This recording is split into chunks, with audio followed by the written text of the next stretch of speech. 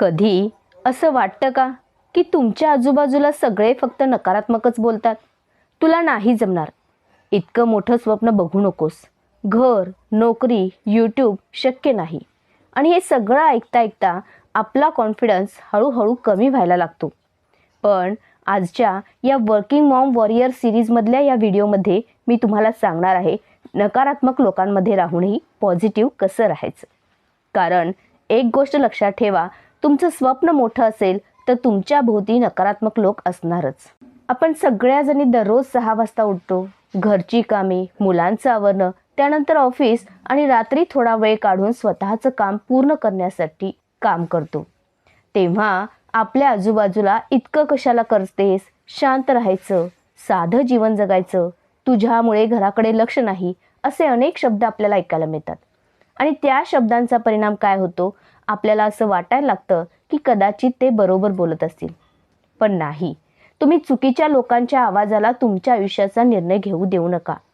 पण एक सत्य सांगू का, बहुतेक वेळा नकारात्मक लोक वाईट नसतात, ते फक्त घाबरलेले असतात.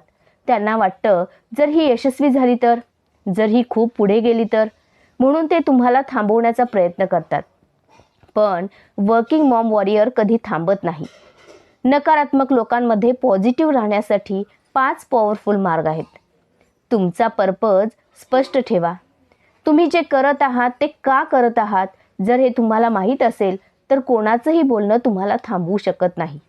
मीही एक वर्किंग मॉम आहे आणि मी सुद्धा यूट्यूब चॅनल सुरू केलं तेव्हा मलाही ऐकवलं गेलं, यातून काय होणार आहे, ती नोकरी कर, घर सांभाळ.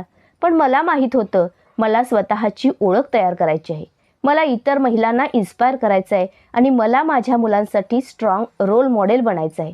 आणि म्हणूनच मी थांबले नाही. म्हणून तुम्ही सुद्धा रोज एक प्रश्न विचारा, मी हे का करत आहे? हा पर्पज जितका मजबूत असेल तितकी तुमची पॉझिटिव्हिटी मजबूत राहते. दुसरी गोष्ट म्हणजे प्रत्येक गोष्टीला रिॲक्शन देऊ नका. नकारात्मक लोकांची एक सवय असते, ते काहीतरी बोलतात आणि आपली रिॲक्शन पाहतात. जर आपण प्रत्येक गोष्टीवर वाद घातला, दुखावलो, एक्सप्लेन करायला लागलो तर आपली एनर्जी वाया जाते. वर्किंग मॉमच्या आयुष्यात आधीच खूप रिस्पॉन्सिबिलिटीज आहेत, म्हणून एक स्किल शिकायला हवं, इग्नोर करण्याची स्किल. काही लोकांना उत्तर देण्यापेक्षा शांत राहणं जास्त पॉवरफुल असतं. कधी कधी फक्त हसून म्हणा, ठीक आहे, पाहू पुढे काय होतं, आणि तुमचं काम करत राहा. लक्षात ठेवा, तुमचं यश हेच तुमचं सर्वात मोठं उत्तर असतं. तिसरी गोष्ट म्हणजे पॉझिटिव्ह एन्व्हायरमेंट तयार करा. जर तुमच्या आसपास नकारात्मक बोलणारे लोक जास्त असतील तर तुमच्या मनाला रोज पॉझिटिव्ह एनर्जी देणं खूप महत्त्वाचं आहे. कारण मन म्हणजे एक गार्डन आहे. जर आपण त्यात रोज नकारात्मक विचार टाकले तर तिथे भीती, शंका उगवतात.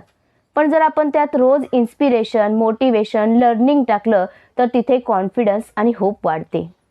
त्यासाठी काही सोप्या सवयी आहेत. रोज 10 मिनिटं मोटिवेशनल व्हिडिओ ऐका, पॉझिटिव्ह कोट्स वाचा, इन्स्पायरिंग लोकांच्या स्टोरीज वाचा आणि ग्रॅटिट्यूड जर्नल लिहा. ह्या छोट्या सवयी तुम्हाला स्ट्रॉंग बनवतात. चौथी गोष्ट म्हणजे स्वतःवर विश्वास ठेवायला शिका. नकारात्मक लोकांची सर्वात मोठी ताकद असते तुमचा कॉन्फिडन्स तोडणे. ते नेहमी म्हणतात, तुला नाही जमणार, तू खूप उशिरा सुरू केला आहे, हे तुझ्यासाठी नाही. जर तुम्ही हे सतत ऐकत राहिलात तर हळूहळू तुम्हीही तेच मानायला लागता.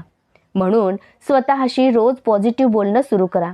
मी शिकत आहे, मी रोज थोडी पुढे जात आहे, मी हार मानणार नाही.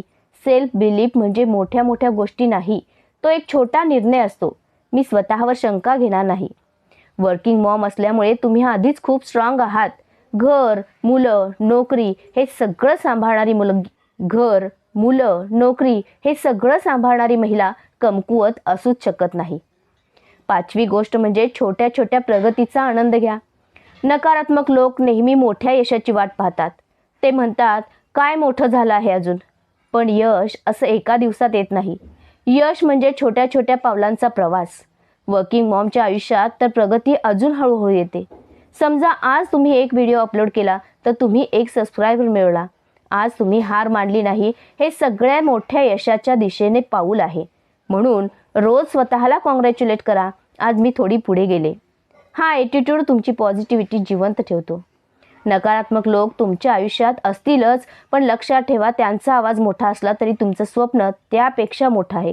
म्हणून वर्किंग मॉम वॉरियर म्हणून आज एक निर्णय घ्या. लोक नकारात्मक असले तरी मी पॉझिटिव्ह राहणार.